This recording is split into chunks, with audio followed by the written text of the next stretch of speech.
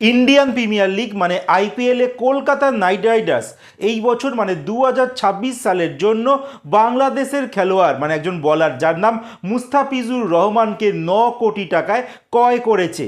কিন্তু এখানে একটা প্রশ্নচিহ্ন আছে যে এই মুস্তাফিজুর রহমান আইপিএলের পুরো টুর্নামেন্টটা কি খেলতে পারবে?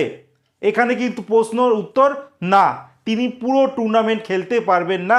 কারণ আমরা জানি ফেব্রুয়ারি মাস আর মার্চ মাসে কিন্তু রয়েছে টি-20 বিশ্বকাপ 2026, আর এটা হয়ে যাওয়ার পর মানে বিশ্বকাপ শেষ হয়ে যাওয়ার পর বাংলাদেশে কিন্তু আসবে পাকিস্তানের ক্রিকেট দল, যারা মার্চ আর এপ্রিল মাস জুড়ে ম্যাচ খেলবে, যেখানে দুখানা টেস্ট ম্যাচ আছে, 3টে ওডিআই আছে আর 3টে টি-20 ম্যাচ রয়েছে।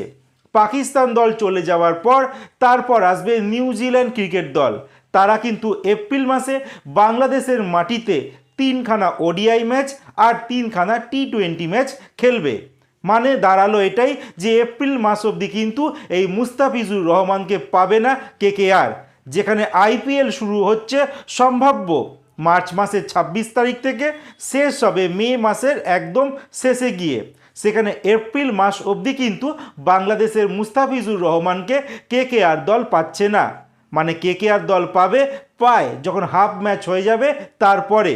আর এইটুকানি সময়ের জন্য কেকেআর ম্যানেজমেন্ট 9 কোটি টাকা খরচা করেছে বাংলাদেশের মুস্তাফিজুর রহমানের জন্য।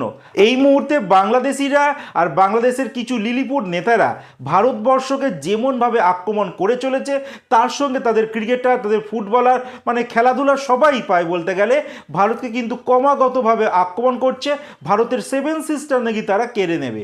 আর সেই মুহূর্তে কেকেআর যেই বাংলাদেশি খেলোয়াড়কে সাইন করালো, আমার তো একদমই ভালো লাগেনি। আপনাদের যদি ভালো লেগে থাকে আপনারা কমেন্টে জানাতে পারেন, আর যদি না লেগে থাকে ভালো তাহলেও আপনারা কমেন্টে জানাতে পারেন।